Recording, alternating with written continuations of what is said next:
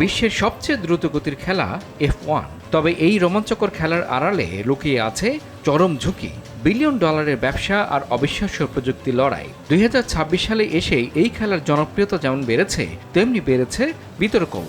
আসলেই কি এটি শুধু খেলা নাকি প্রযুক্তির যুদ্ধ? ফর্মুলা 1 বা সংক্ষেপে F1 আজ বিশ্বের অন্যতম জনপ্রিয় মোটর স্পোর্ট গেম। 2026 সালের হিসাব অনুযায়ী প্রতি রেসে গড়ে 10 কোটির বেশি দর্শক টিভি ও ডিজিটাল প্ল্যাটফর্মে চোখ রাখেন, আর পুরো সিজনে বৈশ্বিক দর্শক সংখ্যা ছাড়িয়েছে 150 কোটিরও বেশি। এই খেলার সূচনা হয়েছিল ফ্রেঞ্চ গ্র্যান্ড প্রিক্স দিয়ে, আর এখন এটি পরিচালনা করে ফেডারেশন ইন্টারন্যাশনালে DI অটোমোবাইল, যা ফুটবলের ফিফা বা ক্রিকেটের ICCর মতোই একটি নিয়ন্ত্রক সংস্থা। কিন্তু এই খেলার আসল চমক গতি আর সহনশীলতা। একটি F1 রেস চলাকালে ড্রাইভারের ককপিটের তাপমাত্রা পৌঁছে যায় 45 থেকে 60 ডিগ্রি সেলসিয়াসে। মাত্র 1.5 ঘন্টা রেসেই একজন ড্রাইভার ঘাম ঝরিয়ে হারান 2 থেকে 3 কেজি ওজন। শুধু তাই নয়, প্রতি বাঁকে ড্রাইভারকে সহ্য করতে হয় নিজের শরীরের ওজনের কয়েক গুণ চাপ, আর রেস চলে সর্বোচ্চ গতি ঘন্টায় 370 কিলোমিটারের কাছাকাছি। এর রেকর্ড গড়েছেন ভলটেরি বোটাস। পরীক্ষামূলকভাবেই এই গতি পৌঁছেছে ঘন্টায় প্রায় 400 কিলোমিটার, অর্থাৎ বিমানের টেক অফ স্পিডের চেয়েও দ্রুত।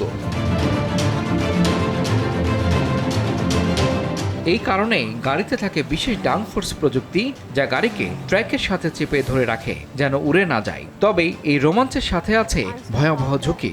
ইতিহাসে এখন পর্যন্ত অর্ধশতাধিক ড্রাইভার প্রাণ হারিয়েছেন F1-এ। সবচেয়ে আলোচিত দুর্ঘটনা আয়রটন সেন্নার মৃত্যু।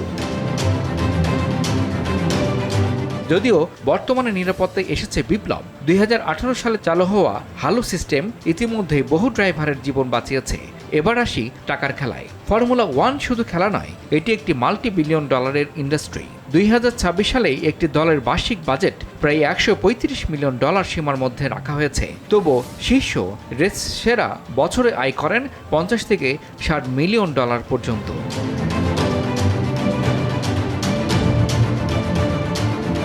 বর্তমানে শীর্ষ দলগুলোর মধ্যে আছে ফেরারি, মার্সিডিজ এবং রেড বুল রেসিং।